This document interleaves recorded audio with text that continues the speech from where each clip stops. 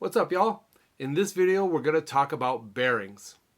Let's get to it. So the first question tends to be, what are bearings? Bearings are a navigational technique for communicating direction. Now, in this day and age, I don't know if we use bearings all that much. It used to be used, to my understanding, for sailing, or if you are out hiking somewhere and you get lost or you're trying to read a map, maybe that might be where you're using bearings. But with today's GPS and satellite data, I don't know if we actually use bearings anymore, but this is what it was once used for.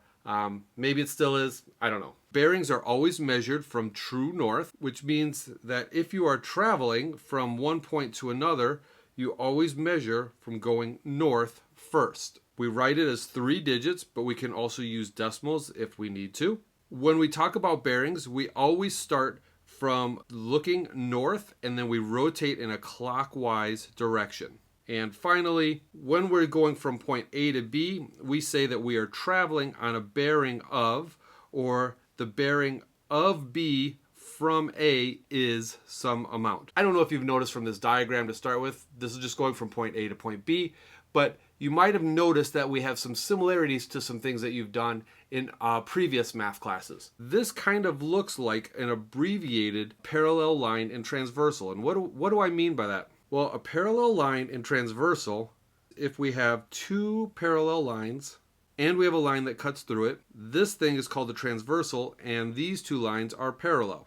So we can see here that we've got, these would be our parallel lines, they're both pointing north, and then this would be a line that cuts through it. Some of the things that we remember from when we first talked about parallel lines and transversals is that these 2 angles are congruent, these 2 angles are also congruent, and these are congruent to each other. So we could say that the purples are all the same, or as I mentioned, congruent. Congruent is just a geometry term, but we can basically say that it's the same. Additionally, we know that these angles are all the same. So these are the same as well. And if you notice, if you take this angle plus this angle, whether it's here, here, here, or here, if you take a purple and you add a blue, that's going to equal 180 degrees. And that's going to be any purple and blue added together. So here we can see that these 2 things are supplementary, supplementary, and so on, which also means that this angle and this angle are supplementary. So what does that mean in terms of this diagram over here? If we're starting by going true north, we measure true north,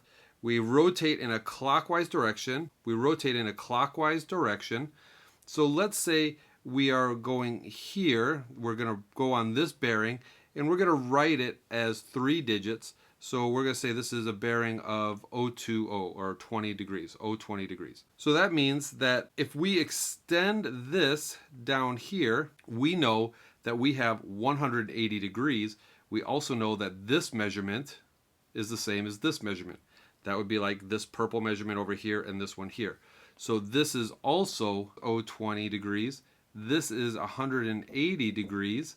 So we know that our return bearing, if we wanted to go back to point A, we would have to go here all the way around there. That is going to be 180 plus 20, or 200 degrees to return back to our original point. So already we can start seeing with bearings that we're going to use some of these ideas with parallel lines and transversals and our angles and 180 degrees and so on. Let's look at one of our examples that will bring this to life a little bit more. Here we got 2 fire lookout towers P and Q. They're 50 kilometers apart, with tower Q being due east from tower P. This is going to be 50 kilometers. We're going to have point P, we'll just make this one blue. And we're going to have point Q, we'll make this one purple. This is going to be point Q. And we know that these things are due east from each other. So when we put in our true north, then we know that we have a 90-degree angle here and a 90-degree angle here. Not all of your bearing problems are going to come up with this 90 degrees, but it's a nice way to get us started in recognizing how some of these things play together. The bearings of a fire from tower P is 40 degrees. While the bearing from tower Q is 300 degrees. All right, so let's say we've got a fire. Let's put our fire right here. Here's our fire. And from P here, that is going to be 40 degrees. And from Q from here to here. And when we talk about that bearing being 300, that's going to be here all the way around is going to be 300 degrees. So if I know that this is 300 degrees, then I know that this, a full circle, is 360. So that's going to be 60 degrees right there. So I can fill that in. And this is what I like to do when I set these up. I like to start filling in any information that I can from the information that's given to me. Since this is also 90 degrees here, that means this angle here is going to be 30 degrees. And since this is 90 degrees also, that means this angle is going to be 50 degrees. And this one up here then is going to be 100 because I've got 50 plus 30, that's 80. So that means this has to be 100 degrees. All right, great. So I'm looking for how far away is the fire from each tower. Maybe they have to dispatch fire crews from the fire towers, and so they have to know how far they're going to travel. I don't know. So we're going to talk about going from P to F. So from P to F, that side, PF, we can now use the sine rule. So here we've got this angle and the opposite side. We have this angle and we're looking for this opposite side. So this is a perfect application of the sine rule. And if you don't know what the sine rule is, check out this video here where I go through that whole process. So I've got PF over sine of 30, and that's going to equal 50 over sine of 100. So now it's just a matter of rearranging and calculating. So PF is equal to 50 times sine 30 over sine 100, which means that PF equals, well, let's put that into our calculator. So our calculator, first thing I'm going to do is I'm going to check to make sure that I'm in degree mode. Ooh, it's a good thing I checked. I'm actually in radian. So here we go. I put myself into degree mode. And I'm going to hit second mode to quit out of this screen. Now I'm going to use a little tip for creating a fraction. It's always easier to put it in your calculator exactly like you see it on your paper. So I'm going to hit alpha y equals. On your calculator, it will probably say F1 up there. Mine, it says frac for fraction. I'm going to hit enter. So there's my nice fraction. So now I'm going to just type in 50 times sine of 30. And then I'm going to arrow down and I'm going to do sine of 100. And I get a value of 25.385 ...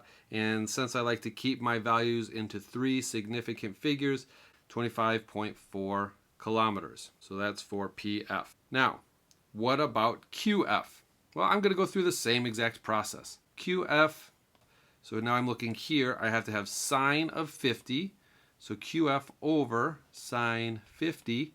Now, I could use this 30 degrees and the 25.4 that I just calculated for PF, but I like to try and use the information that was given to me, plus these are not rounded values. And since these are whole numbers, that's going to give me a nicer answer where I'm not missing anything because I've rounded somewhere in the calculation. So I'm going to stick with those values for this. And that's going to equal then 50 over sine of 100 again. So QF is equal to 50 times sine 50 over sine 100, which means that QF is equal to, let's see, we have again alpha y equals, to get my fraction option, 50 times sine 50 over sine 100, and I get a value of 38.893 38.893 ... And again, I'm going to keep this in terms of 3 significant figures. So 38.9 kilometers is my value for QF. So that was a pretty straightforward example. We have that nice east-west line that lines up with our north orientation. We had some right angles in there. It made it very easy for us to find the angles. Not all your problems are going to be that easy. Now, what about ones where they don't line up right on an east-west line? What do we do for that? I'll get to that one in the next video. Before you go though, make sure you hit like, give me a thumbs up, and I'll see you over in the next video.